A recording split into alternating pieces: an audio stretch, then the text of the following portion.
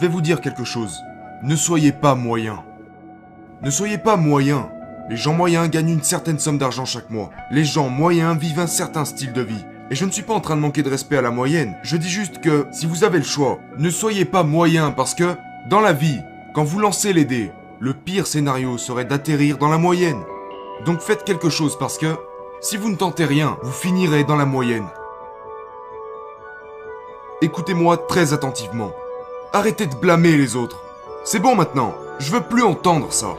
Je veux plus entendre « Ouais, mais c'est à cause de mon prof. Ma mère n'a pas fait ceci, mon père n'a pas fait cela. » Stop! Si c'est votre vie, vous devez en prendre la pleine responsabilité. C'est votre vie. Je veux plus entendre d'excuses ici. Ouais, ils savent que j'essaie de perdre du poids, mais ils ont quand même préparé du poulet frit et des macaronis au fromage. Eh ben lève-toi et sors de table avant que le repas commence. Emporte du céleri avec toi quand tu vas chez les autres. Vous vous créez des excuses. C'est pour ça que vous êtes pauvre. Vous vous créez des excuses, donc vous n'avancez pas. Parce qu'il est plus facile de rejeter la faute sur les autres que de se regarder dans le miroir et de se dire « c'est ma faute ». C'est facile de dire que ta mère t'a maltraité. Et devine quoi? Tu as raison. Mais tu n'as plus 8 ans maintenant. Tu as raison, ta mère t'a maltraité. Ton père t'a laissé tomber. C'est vrai. Mais tu avais 8 ans. T'as 28 ans maintenant. T'as 18 ans maintenant. Passe à autre chose. C'est ta vie. Alors prends tes responsabilités et fais-en quelque chose. Oui, tu as grandi du mauvais côté de la ville. Oui, tu es né dans une famille pauvre. Oui, tu n'as pas eu les choses que tu voulais. Oui, tu n'as pas pu aller à la bonne école pour te préparer aux grandes universités. Oui, pour quoi que ce soit. Oui, c'est vrai. Mais quand est-ce que tu vas te reprendre en main? Ce que tu penses être une malédiction devient une malédiction quand tu blâmes les autres. Mais ce que tu penses être une malédiction quand tu en prends la responsabilité devient une bénédiction.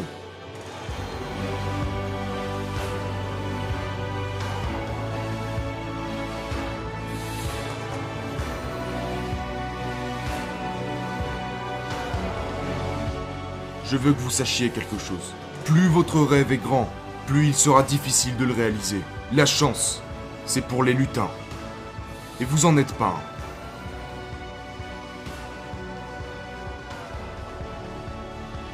Je répète, la chance, c'est pour les lutins. Et vous en êtes pas un. Je vais pas vous réciter un conte de fées. Mais ce que je veux vous dire, c'est que si vous êtes prêt à passer en mode bestial, vous pourrez avoir tout ce que vous voulez. J'en suis la preuve vivante. Vous pouvez partir de zéro. Vous connaissez mon histoire. Ma mère était une adolescente. Ma grand-mère a eu 14 enfants. De zéro. Une maison, 2 chambres, une salle de bain. Ma mère s'est fait expulser parce qu'elle est partie de zéro. Quand je suis allé au lycée, j'étais en décrochage scolaire. J'étais un sans-abri. Ça m'a pris 12 ans pour obtenir un diplôme qui aurait dû me prendre 4 ans. À l'université, je suis parti de zéro.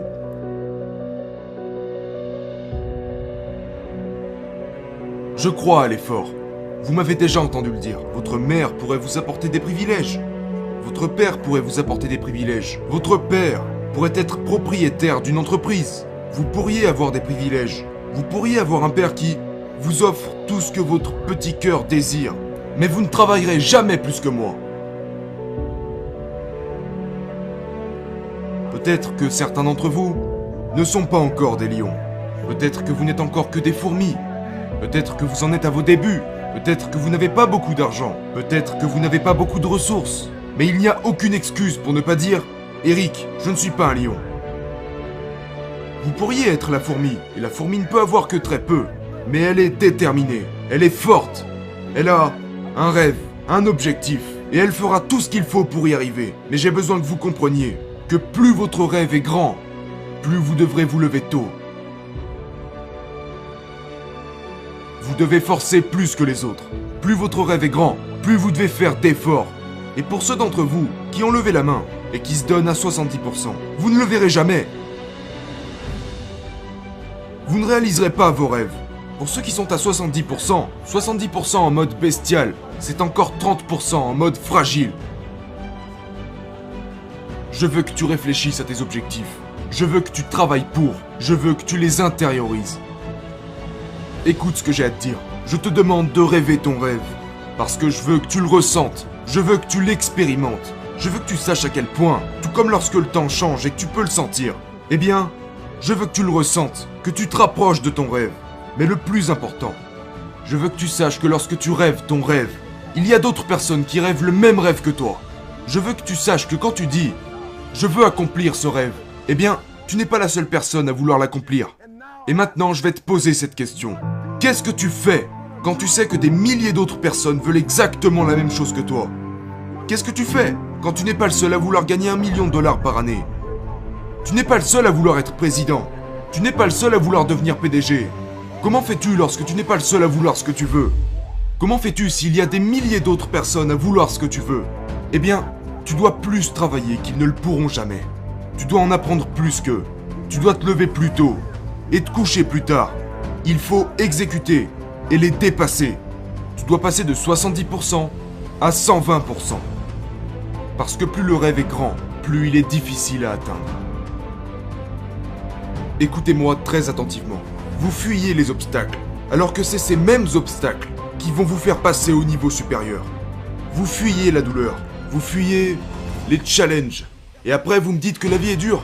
Est-ce que vous allez comprendre que c'est la difficulté qui vous prépare à atteindre les sommets? Pourquoi vous n'arrêtez pas de pleurer? Pourquoi moi? J'arrive pas à comprendre. Pourquoi j'ai un cancer? Pourquoi ma mère est morte? Pourquoi je me suis fait virer? Mais quand est-ce que vous comprendrez? Écoutez, ça vous est arrivé parce que c'est la tension qui mène à la grandeur. Arrêtez de fuir les épreuves et allez les chercher. Écoutez-moi très sérieusement. La raison pour laquelle vous faites ce que vous faites est bien plus importante que ce que vous faites.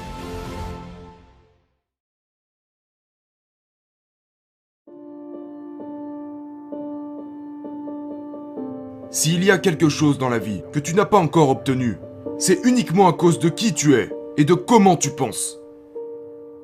Qui ici traverse une période difficile et qui, à cause de cette difficulté, est sur le point d'abandonner? Voyons voir. Levez la main. Qui est prêt à abandonner? Qui est en train de se dire « Il m'est arrivé quelque chose et je vais arrêter, je suis prêt à abandonner ». Je vais vous dire quelque chose. Vous pouvez trouver une raison pour continuer. Et vous savez pourquoi vous pouvez trouver une raison pour continuer? Et pourquoi vous êtes assez fort pour le faire? Parce que vous êtes humain. Et chaque humain a ce qu'il faut pour surmonter tout ce qu'il traverse. S'il décide de le faire. Passez au travers. Passez au travers. Les tragédies et les épreuves, tout le monde en a. Mais seuls les plus forts survivent. Et si la raison pour laquelle vous faites ce que vous faites n'est pas claire, vous devez revenir en arrière et tout reprendre à zéro. Parce que si votre pourquoi n'est pas clair, vous ne le ferez pas. Pourquoi? Parce que la vie va t'envoyer une poignée de conneries au visage. Et je vais vous dire un truc, je me fous de savoir qui vous êtes. Parce qu'avant de pouvoir réussir, la vie vous mettra à genoux. Si vous êtes faible, vous serez pauvre. Et je ne suis pas là parce que je suis le meilleur. Je suis là parce qu'ils ont essayé de me briser, mais qu'ils n'y sont pas arrivés. J'ai besoin que vous passiez un temps considérable à rêver chaque jour. Laissez-moi vous dire pourquoi. J'ai remarqué que les gens qui rêvent, et les gens qui rêvent grand, ont une vie différente des gens qui ne rêvent pas.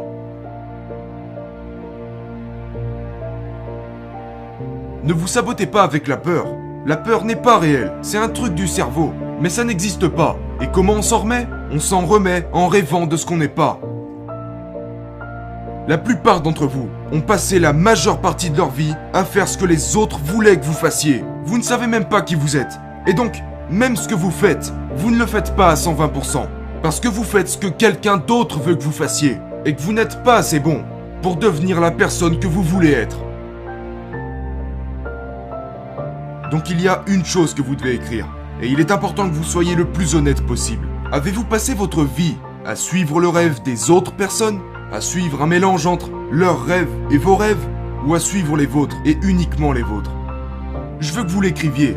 Vous devez le faire parce que si je peux faire en sorte que vous réalisiez combien d'énergie vous investissez pour les autres et pour le rêve des autres, ça pourrait déclencher quelque chose en vous et vous amener à faire ce pourquoi vous êtes né, à faire ce pourquoi vous avez été créé.